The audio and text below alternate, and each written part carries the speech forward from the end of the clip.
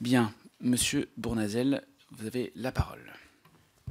Merci Monsieur le Président, Madame la rapporteure, mes chers collègues.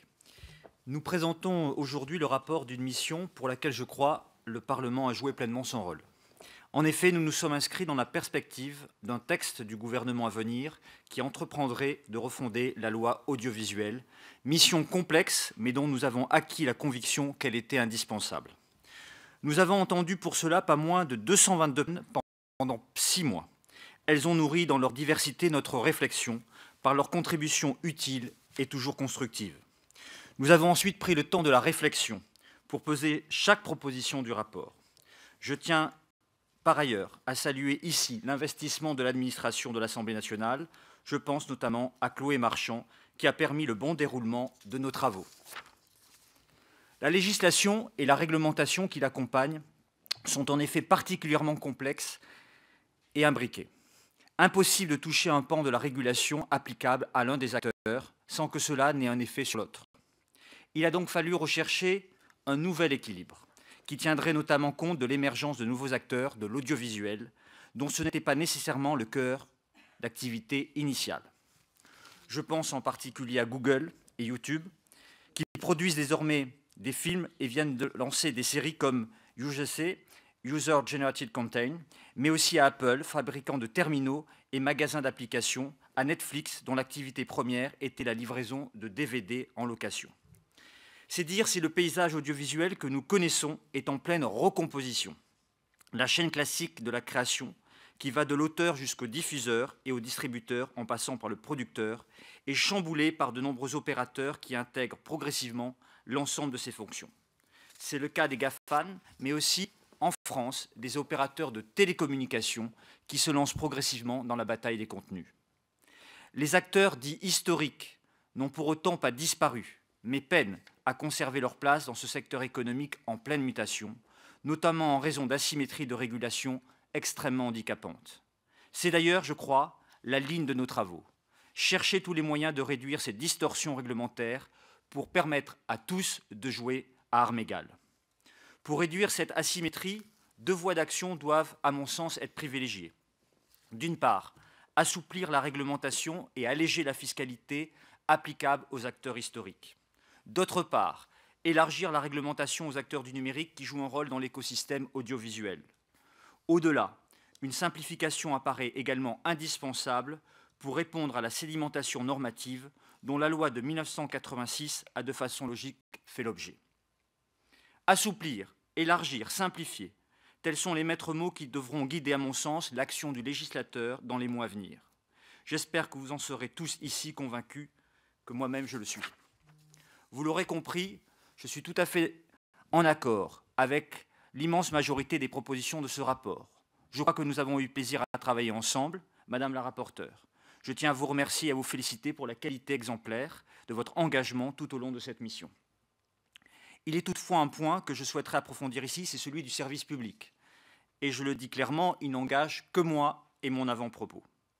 Une réflexion sur sa transformation doit être menée dans la perspective d'un double mouvement, celui de la mutation profonde de son environnement, au même titre que les acteurs privés du secteur, celui de la nécessaire réforme de l'État dans laquelle il ne peut manquer de s'inscrire. Il faut aujourd'hui redonner du sens à ses missions, moderniser son organisation et définir ensuite le mode de financement qui en découle. Le service public joue un rôle de transmission, de cohésion sociale, d'émancipation individuelle parfois et de vecteur de la vie démocratique. Cependant, alors que l'offre en matière audiovisuelle n'a jamais été aussi abondante et ouverte, la pertinence et la plus-value du service public semblent avoir besoin d'être relégitimées, en particulier auprès de la jeunesse. L'ambition de différenciation du service public doit notamment se traduire par un contrat d'objectifs et de moyens plus exigeant en matière de diversité d'exposition des œuvres culturelles et singulièrement de nouveautés. Cette exigence de différenciation passe par un effort d'éditorialisation du cinéma, de la création musicale et du spectacle vivant. À titre d'exemple, en matière de cinéma, l'absence d'une émission de grande écoute permettant de contextualiser un film, de faire la pédagogie de l'histoire du 7e art et de faire découvrir des artistes constitue un manque criant pour France Télévisions. La réussite de la modernisation de l'audiovisuel public réside aussi dans sa capacité à construire un média global. Dans la poursuite de cet objectif, les orientations de la ministre de la Culture visant à favoriser les synergies et les rapprochements, comme le projet d'une matinale commune à France Bleu et France 3, vont dans le bon sens. L'enjeu semble également résider dans la capacité de l'audiovisuel public à disposer d'une continuité dans sa direction afin de mettre en œuvre des réformes structurelles et de développer une stratégie éditoriale de long terme. La comparaison avec la stabilité des équipes dirigeantes dans les chaînes privées demande en effet une réflexion sur ce point de gouvernance. Une désignation du président de France Télévisions ou de Radio France par le conseil d'administration, garant de continuité et de neutralité, semble le meilleur moyen, selon moi, je dis bien selon moi, de pallier ce déficit de pilotage durable. L'extension de la durée du mandat pourrait également représenter une piste de réforme à étudier. Enfin, se pose la question du financement de l'audiovisuel public. La transformation numérique de France Télévisions et de Radio France, la création d'un média global et la qualité des contenus sont les conditions de l'attractivité dans un contexte d'hyperconcurrence face à des acteurs mondiaux puissants et l'abondance de l'offre, ce qui implique une forte capacité d'investissement à court et moyen terme afin de ne pas prendre un retard préjudiciable. L'universalisation de la contribution à l'audiovisuel public peut constituer une piste de travail utile pour sécuriser et accroître son financement. Au-delà, à titre personnel, je pense qu'une mesure transitoire consistant à rétablir la publicité sur France Télévisions entre 20h et 21h pourrait permettre de dégager 60 millions d'euros de recettes susceptibles d'être affectées à la création de contenus sans peser sur les finances de l'État.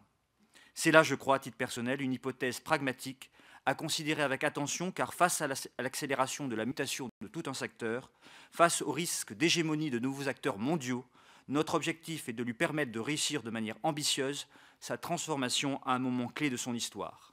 Le service public de l'audiovisuel se distingue par la singularité et la diversité de son offre, des chaînes de France Télévisions à la richesse des stations de Radio France, en passant par la spécificité culturelle d'Arte et le rayonnement de France Média Monde.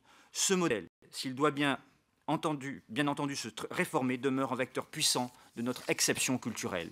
Il s'avère donc, pour moi, indispensable de soutenir leurs actions porteuses de culture, de créativité et de la vitalité de la francophonie.